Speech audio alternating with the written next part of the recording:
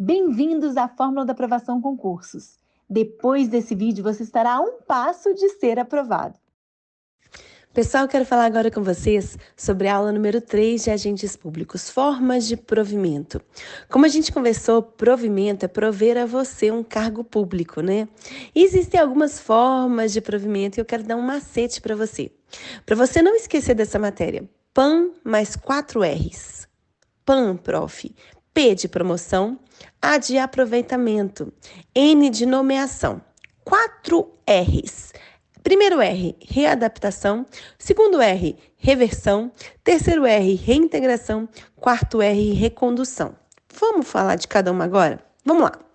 Dito esse macete, a gente tem que a nomeação é a única hipótese de provimento originário, gente. Única hipótese de provimento originário. Por quê? Porque a gente pressupõe que a pessoa que está sendo nomeada para ocupar um cargo público, ela não tem vínculo prévio com a administração. Que ela não tem qualquer vínculo, né? Que ela acabou de passar num concurso público. Ou então que ela vai ocupar um cargo de comissão, de livre nomeação e livre exoneração. Ela não tem vínculo prévio. Prof, mas é sempre assim que acontece? Não. Existem situações em que eu tenho, por exemplo, um cargo de provimento efetivo, eu já ocupo um cargo de provimento efetivo e fui chamado para ocupar um cargo em comissão. E foi chamado para ocupar uma posição de chefia, por exemplo. Então, eu vou ser nomeado para ocupar um cargo em comissão, já tendo sido nomeada no passado para ocupar um cargo de provimento efetivo. Isso pode acontecer? Isso pode acontecer. Mas, para fins de prova, quando a gente fala de formas de provimento, a nomeação é a única forma de provimento originário, porque a gente pressupõe que a maioria das pessoas que estão sendo nomeadas, elas não têm nenhum tipo de vínculo com a administração. Acabou de passar no concurso ou foi chamada agora para ocupar um cargo de comissão.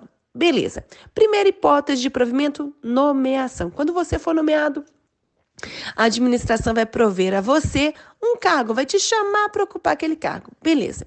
Segunda hipótese de provimento, promoção. Gente, a promoção refere-se a uma forma de provimento derivada que decorre do desenvolvimento de um servidor efetivo, de um servidor que está se desenvolvendo na carreira. Ele já tem um vínculo estatutário com a administração. Como assim, prof? Quando você for nomeado para ocupar um cargo de provimento efetivo, você vai assinar um termo de posse. O termo de posse, quando você assina, acontece a investidura no cargo público.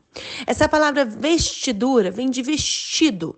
É naquele momento que você se veste das condições de agente público. Você vai se vestir nas funções de agente público. Investidura. Ah, tá bom, prof, entendi. Por quê? Porque naquele momento que você assina o termo de posse, você está concordando com aquelas atribuições que você está assumindo. No termo de posse está descrito que você está concordando em assumir aquele cargo em conformidade com a lei. Que lei, prof? Cada carreira tem sua própria lei. Cada carreira tem o seu estatuto. Por isso que quando você assina o termo de posse, você estabelece com a administração não um vínculo de emprego. A administração não assina a sua carteira de trabalho. Ela vai o quê, gente? Tão somente estabelecer com você um vínculo estatutário. Um vínculo que decorre do estatuto, da lei da carreira. Ah, tá bom, prof. A partir do momento que você assume aquele vínculo estatutário, você sabe que na sua carreira, na lei da sua carreira, existem hipóteses de desenvolvimento. Você pode ser promovido, pode progredir naquela carreira. E aí você vai seguindo aquele plano de carreira e pode sair, por exemplo, do nível 1A da carreira para o nível 2B da carreira. Quando você sai de um nível 1A e alcança o nível 2B, você está o quê? Sendo promovido nesse nível 2B. Ou seja, essa é uma forma de provimento, de prover a você um cargo do nível 2B. Ah, entendi. Desenvolvimento na carreira para aquele que já tem um vínculo estatutário. Beleza, isso é promoção. Readaptação. Gente, a readaptação, assim como a promoção, também é uma forma de provimento derivada, porque ela deriva de uma situação que já existe. Consiste no provimento do servidor em um cargo cujas atribuições sejam compatíveis com uma limitação que ele tenha sofrido na sua capacidade física ou mental, conforme atestado da perícia médica. Como assim? Tem um motorista do estado, que ele dirige ônibus, e ele sofre um acidente. E aí perdeu o braço. E aí, gente, ele pode continuar sendo motorista? Não. Não pode, ele perdeu o braço. Nessa situação, ele vai ser readaptado a um outro cargo compatível com a sua capacidade física ou mental.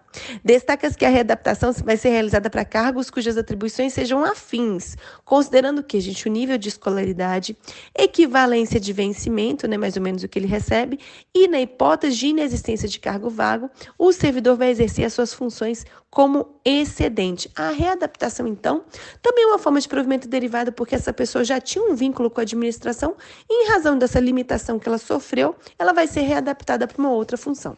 Exatamente, beleza. Reversão. Gente, o V de reversão é V de velho. Por quê? A reversão é o retorno do servidor público aposentado voluntariamente para a administração. Imagina que seu avô trabalhou a vida inteira na administração pública. Agora ele se aposentou, mas ele está triste, não gosta de ficar em casa. Ele quer voltar a trabalhar. Ele pode?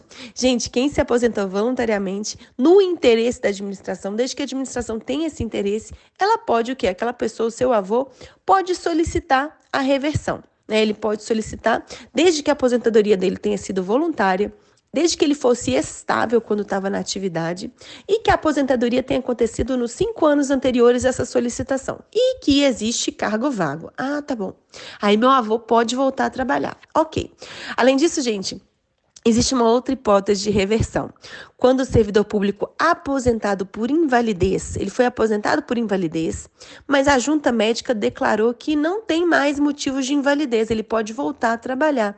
Nesse caso, também é uma hipótese de reversão. Ele vai voltar para os quadros da administração. Beleza.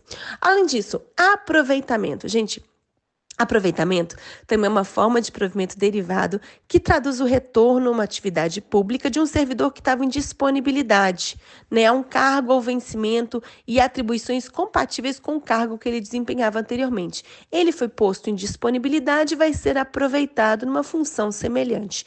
Aproveitamento também é uma forma de provimento derivado. Além disso, reintegração. Gente, reintegração é a modalidade mais cobrada. É a modalidade de provimento também derivado que decorre dos casos em que é invalidada a demissão de um servidor por decisão administrativa ou judicial. Como assim? O servidor cometeu várias faltas funcionais, foi instaurado contra ele um processo administrativo ou até mesmo um processo judicial que culminou numa punição a ele. Ele foi o quê? Demitido. Poxa, a demissão tem esse caráter punitivo, mas ele recorreu na justiça. E aí, gente, a justiça anulou aquela decisão que implicou na demissão dele. E aí? E aí que ele vai ser reintegrado, vai ter que voltar a trabalhar na administração pública e vai receber tudo o que ele deixou de receber durante esse período. Ele vai ser reintegrado. Ah, prof, ele vai ser reintegrado, então, vai ser reintegrado. Essa hipótese é muito cobrada nas provas de concurso. Além disso, a última hipótese de provimento é a recondução. Gente, também é forma de provimento derivada que decorre de duas situações. Primeiro, retorno do servidor público estável ao cargo anteriormente ocupado, no caso de inabilitação em estágio probatório relativo a outro cargo. Exemplo. Digamos que o servidor público efetivo foi aprovado em um concurso público. Contudo, ele não recebeu uma avaliação de desempenho satisfatória. Nesse caso, ele vai ser conduzido para o cargo reconduzido para o cargo anterior.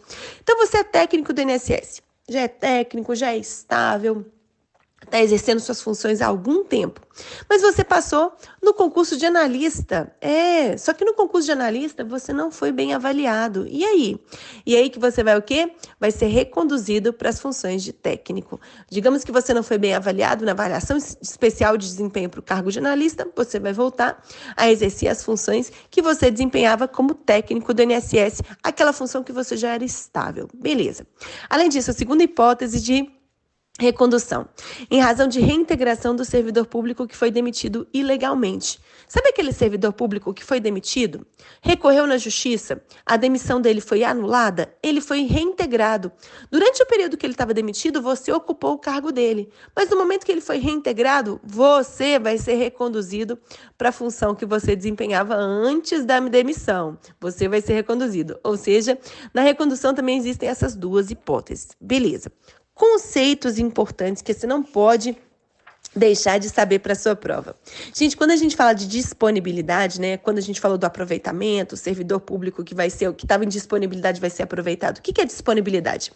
Gente, disponibilidade é o direito do servidor público estável de ser posto em disponibilidade e ficar sem trabalhar, mas com uma remuneração que é proporcional ao tempo de serviço, nas hipóteses de extinção do cargo ou declaração de desnecessidade e reintegração do servidor que anteriormente ocupava aquele cargo. Atenção! No caso de servidores que ainda se encontram em estágio probatório, essa proteção de disponibilidade não existe. Ou seja, se o cargo que você está ali ocupando, enquanto você está no estágio probatório, foi extinto, você vai ser exonerado. Ah, tá. Prof, o que é exoneração mesmo? Exoneração é a saída do servidor dos quadros da administração pública sem qualquer tipo de punição. A exoneração não tem caráter punitivo. Você mesmo que já ocupa um cargo de provimento efetivo pode pedir a sua exoneração. Então, a exoneração pode se dar a pedido do servidor. Quando o servidor recebe uma avaliação de desempenho desfavorável, ele pode também ser exonerado no final do estágio probatório, e quando o servidor não tomar posse ou entrar em exercício no prazo estabelecido. Situações em que pode ser exonerado esse servidor público. Agora, quando eu estou falando de cargo de provimento em comissão, é um cargo de livre nomeação e livre exoneração. Você pode ser chamado para ocupar um cargo em comissão sem ter passado em nenhum tipo de concurso público e pode também ser exonerado daquele cargo a qualquer momento, sem nenhum tipo de motivação. Ah, tá. E a demissão? A demissão, por sua vez, ela tem caráter punitivo, gente, sim. Ela decorre de uma decisão ou administrativa ou judicial. Só pode ser demitido o servidor que está investido legalmente naquele cargo público. Ah, tá, entendi, prof, estou entendendo. E quando a gente fala de vacância? Gente, vacância é uma forma, né, de deixar o cargo público vago, né? São hipóteses de vacância. Exoneração, que a gente acabou de falar, demissão. Promoção é uma hipótese de vacância porque quando você é promovido do nível 1A para o 2B, você sai daquele nível 1A. Ou seja, aquele cargo do nível 1A ficou vago. Ah, vacância. Além disso, readaptação. Quando você é readaptado para uma outra função, aquela função que você anteriormente exercia vai ficar vaga. Além disso, também hipótese de vacância. Você foi aposentado. Seu cargo o quê? Vai ficar vago. Além disso, quando você toma posse em um outro cargo que não é o quê? Que não pode ser acumulado, ou seja, um cargo vai ficar vago. E falecimento também é uma hipótese o quê? De vacância. Quando o servidor público faleceu, aquele cargo vai ficar o quê? Vai ficar vago. E existem outros dois conceitos que eu quero falar com vocês que pode aparecer na sua prova. Remoção e redistribuição. Gente, remoção refere-se ao deslocamento do servidor a pedido ou de ofício, no interesse da administração, no âmbito do mesmo quadro, com ou sem mudança de sede.